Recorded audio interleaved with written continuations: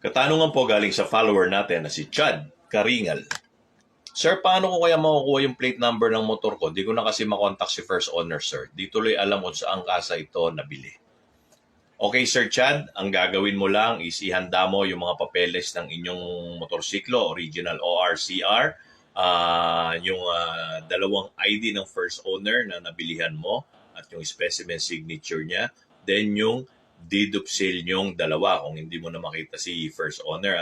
Tapos, pumunta ka doon sa regional office kung nasa ng mother file ng motor na yan o kung saan nakarehistro. Makikita yan sa taas na bahagi ng yung CR. Then, pag nandun ka na, pumunta ka sa plate section, itanong mo kung ano ang status ng plate number, kung available na ba doon or naipasa na sa kasa. May tatanong mo rin sa kanila kung saan galing na kasa yan o sino ang dealer ng motor na yan, malalaman mo kung saan yan. Okay? Pero kung available na dun sa kanila, pwede mo nang kuhanin doon right away. Okay? Pakita mo lang yung mga requirements na dala-dala mo. Okay, Sir Chad, sana nakatulong ako sa inyong katanungan. Keep on following para sa mga dagdag pang kaalaman. Lamang may alam, mabuhay po tayong lahat and good morning. At thank you very much, Imprint Customs, for my apparel.